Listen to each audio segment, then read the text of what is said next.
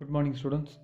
நம்ம என்ன பார்க்க போகிறோம்னா கேங் ட்ரில்லிங் மிஷின். நம்ம இதுக்கு முன்னாடி என்ன பார்த்துருப்போம்னா ஃபஸ்ட் வந்து போர்ட்டபிள் ட்ரில்லிங் மிஷின், செகண்ட் வந்து சென்சிட்டிவ் ட்ரில்லிங் மிஷின், தேர்ட் வந்து அப்ரைட் ட்ரில்லிங் மிஷின், தென் ஃபோர்த் வந்து ரேடியல் ட்ரில்லிங் மிஷின். நம்ம இப்போ ஃபிஃப்த்தாக நம்ம பார்க்க போகிறது என்னென்னா கேங் ட்ரில்லிங் மிஷின். சரிங்களா?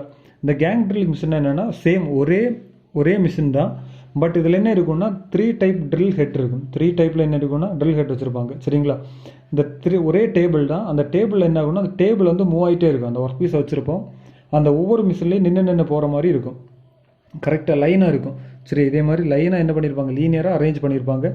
அதில் வந்து ஒவ்வொரு நம்ம இதாக இருக்குது பார்த்தீங்களா, அந்த டேபிள் எலிவேட்டிங் ஹேண்டில் இதை ரொட்டேட் ஆகும்போது என்ன ஆகும்னா, நான் இங்கே ஒர்க் பீஸ் இங்கே வச்சுருக்கேன்னா இதை நான் சுற்றும் போது அடுத்த சுற்றில் வந்து இது இங்கே இருக்கும், அடுத்த மிஷினில் இருக்கும், அதுக்கடுத்து அடுத்த மிஷினில் இருக்கும். அப்படி 4 இல்லைன்னா அதுக்கு மேலே இருக்கிற மிஷின் இருக்கும். சரிங்களா?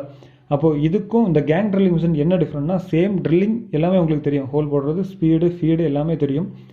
பட் இங்கே என்ன அப்படின்னா, இங்கே வந்து என்னென்னா ட்ரில் பிட் இருக்கும். ட்ரில்னா என்னது, ஹோல் போடுற பிட்டு. இந்த செகண்டு இந்த இருக்குது பார்த்தீங்களா, இதில் வந்து என்ன இருக்குன்னா இன்னொரு ட்ரில் பிட் இருக்கும். இப்போ நீங்கள் எல்லாருமே என்ன பார்த்துருப்பீங்கன்னா, ட்ரில்லிங்னா ஒரே ட்ரில் பிட் மட்டும் பார்த்துருப்பீங்க. ரெண்டாவது வந்து இன்னொரு டூல் இருக்குது, என்னென்னா ரீமிங்னு ஒரு ஆப்ரேஷன் இருக்கும். Reaming, REAMNG. இதில் வந்து இந்த ட்ரில் பிட்டில் வந்து எப்படி இருக்கும், அந்த வளைஞ்சு இருக்கும். பட் இந்த ரீமிங்கில் வந்து என்ன இருக்குன்னா, அந்த டீத் வந்து நேராக இருக்கும். அந்த கட் பண்ணுற இது வந்து எப்படி இருக்கும்னா நேராக ஸ்ட்ரைட்டாக இருக்கும். அந்த ஸ்ட்ரைட்டாக இருக்கிறது எதுக்குன்னா, இப்போ ஆல்ரெடி நம்ம ட்ரில் போட்டு முடிச்சிருப்போம். ட்ரில் போட்டு முடிச்சோம்னா கரெக்டாக ஃபினிஷிங் இருக்காது, ப்ராப்பராக ஃபினிஷிங் இருக்காது. அப்புறம் ப்ராப்பராக ஃபினிஷிங் பண்ணணும்னா செகண்டாக என்ன பண்ணணும்னா ரீமிங்கிற ஒரு இடத்துக்கு வந்துடும். அதில் வந்து என்ன ஆகும், ஆல்ரெடி ஹோல் போட்ட இடத்துல வந்து கரெக்டாக என்ன பண்ணும், அதை ஃபினிஷ் பண்ணி கொடுக்கும். அடுத்தது நெக்ஸ்ட் வந்து என்னென்னா, அதுக்கு வேறு ஏதாவது அதில் ஆப்ரேஷன் பண்ணணும்.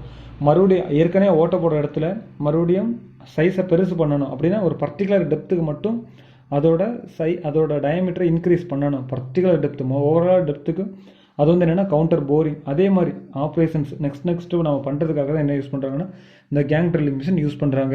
இப்போ அந்த ரீமிங், அந்த கவுண்டர் போரிங் அப்படின்னு உங்களுக்கு என்னென்னு புரிஞ்சிருக்காது. அது நெக்ஸ்ட் வீடியோவில் அந்த ட்ரில்லிங் ஆப்ரேஷன்ஸுங்கிற ஒரு கொஸ்டின் இருக்குது. அதில் நம்ம பார்த்துக்கலாம். நெக்ஸ்ட் கொஸ்டின் வந்து என்னென்னா ட்ரில்லிங் ஆப்ரேஷன்ஸ் அப்படின்னு நம்ம என்ன பார்த்துக்கலாம். மெயினாக ஸ்டூடெண்ட்ஸ் நல்லா புரிஞ்சிக்க வேண்டிய ஒரு விஷயம் என்னென்னா, டைப்ஸ் ஆஃப் ட்ரில்லிங் மிஷின் வேறு, ஆப்ரேஷன்ஸ் ஆஃப் ட்ரில்லிங் மிஷின்ஸ் வேறு. சரியா? டைப்ஸ் ஆஃப் ட்ரில்லிங் மிஷின்ஸும் வேறு. ஆப்ரேஷன்னா நம்ம வேலை செய்கிறது, அதில் என்னெல்லாம் விதத்தில் செய்யலாங்கிறது தான் ஆப்ரேஷன்ஸ். சரிங்களா? டைப்ஸ்னால் வகைகள். சரிங்களா? அதனால் ரெண்டும் போட்டு குழப்பிடாதீங்க. லேத்துலேயும் அதே மாதிரி தான். லேத்துலன்னா டைப்ஸ் ஆஃப் லேத் வேறு, அதே மாதிரி ஆப்ரேஷன்ஸ் ஆஃப் லேத் வந்து வேறு. ஓகே ஸ்டூடெண்ட்ஸ், நம்ம நெக்ஸ்ட் கிளாஸில் வந்து ஆப்ரேஷன்ஸ் ஆஃப் ட்ரில்லிங் என்னென்னு நம்ம பார்த்துக்கலாம்.